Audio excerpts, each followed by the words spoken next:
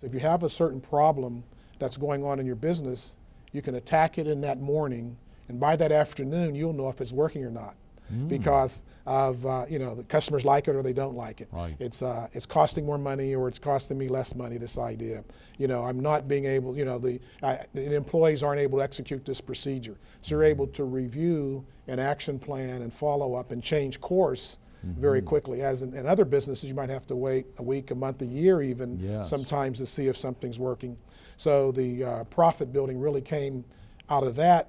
It was a combination of the PepsiCo and the Procter & Gamble background, Right. where I was, problem solved at the lowest level in your organization. Yes. And bring the problems to the team is the basis of the, the questions brainstorming and the profit building process. Well, it sounds like anyone who was in that program probably could have gone out, got the practical experience to go out and do books similar to that. Albeit no one did. Right. You went out, you took all of that experience and parlayed it into other tremendous opportunities like the one that brought you to the Myrtle Beach area, which we want to hear about in a second, but also to set the stage to do profit building. It's incredible. Yes. It really is incredible. And by the way, what did get you to this area of South Carolina? Yeah, I was after I left PepsiCo, and Right. I had that experience in restaurant. Myself and a partner, we bought 59 Little Caesars Yes. that were located in North and South Carolina, and also in Baltimore, Virginia Beach area, and Kansas City. And so my partner and I, he decided to take the North, I took the South, so I moved to South Carolina. Right. And then after 7 years, I sold my interest to my partner. Yeah. And then I was contacted by the folks at Dunkin' Brands Oh, yes. to partner with some additional partners about we're in the process of developing Dunkin' Donuts throughout the North and South Carolina. Yeah, absolutely. And that's how I moved to Myrtle Beach. That's tremendous. Well, you've got four great locations now, and got on track for a fifth one to open very soon. Yes, looking at a site that should open in middle of June, hopefully, before the tourists rush in North Myrtle Beach. Before the season really kicks in, which should Exactly. be wonderful. One of the great aspects here, Perry, is y'all's ability to continue to operate these year-round and to operate them profitably. Yeah, and again, it's been easy for me because of the background that I've had, and then the process that I fall back on. Right. So again, my team, has some very, very strong people. A lady named Jennifer Willis, who runs she's my multi-unit manager. Yes. We have excellent store managers. We have an excellent finance manager, a guy named Dave Staley. And then of course the best person on the team is my wife, Linda, who does all the local store marketing. So we're able to meet as a team, go through different issues, problem solve, decision make, and been able to weather the storm even during pretty difficult recession type of environment. The last couple of years have been very difficult, Perry. Have been very difficult, not only for franchisees of major groups like Dunkin' Donuts or Pizza Hut, PepsiCo's properties there, but it has been a very tough time. And you have found, I think, I know you're working on a follow-up to Profit Building, Yes, books number 2 and 3 on the way, but there are some nuggets that you have been able to pick up. We've got about 5 minutes. Okay. And I want to make sure you have a chance to share with viewers a little bit about some of what you've gleaned over the last couple of years and how that's going to impact consumers' lives going forward. Yes. Yeah, I've noticed in the market that we're in, obviously Myrtle Beach is dependent on a lot of tourism. Right. But what happens is that the economic situation is such that the economists are saying that consumers' buying patterns are changing. And some of the economists are saying those buying patterns are changing perhaps forever because of the length of this particular one we're in. Probably yourself, I know myself, I do things a little bit different than I used to do. I know Linda and I, we just don't eat out as much as we did before. I'm home cooking more often than I have in the past. We should film there, Perry. Yeah, film in the kitchen. That really scares some people.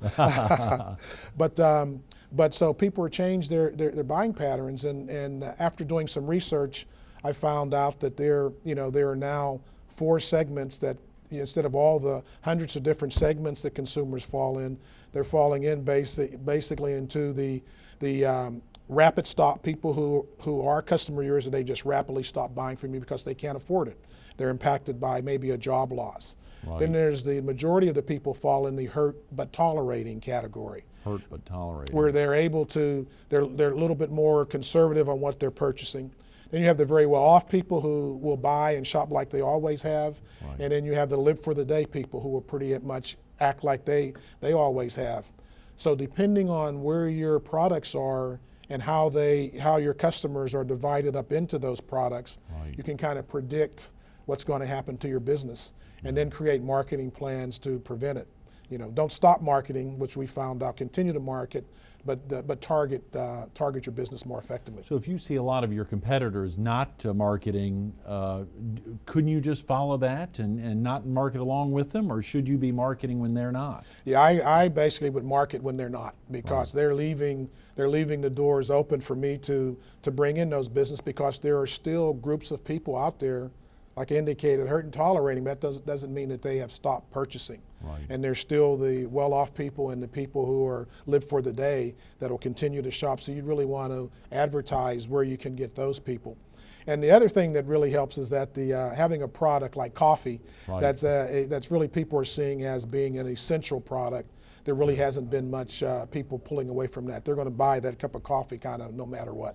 Yes, and we're not calling that a sin product. I mean, that Right. is it is caffeine oftentimes, but you've got decaf drinkers Exactly. that have to be in your Exactly. locations, whether here in the PD or opportunities up in North Myrtle Beach very soon. Exactly. That's tremendous. Exactly. Who was your target audience with profit building? You're talking about big companies that could break into groups of 5 to 8, no less than 5, no more than 8.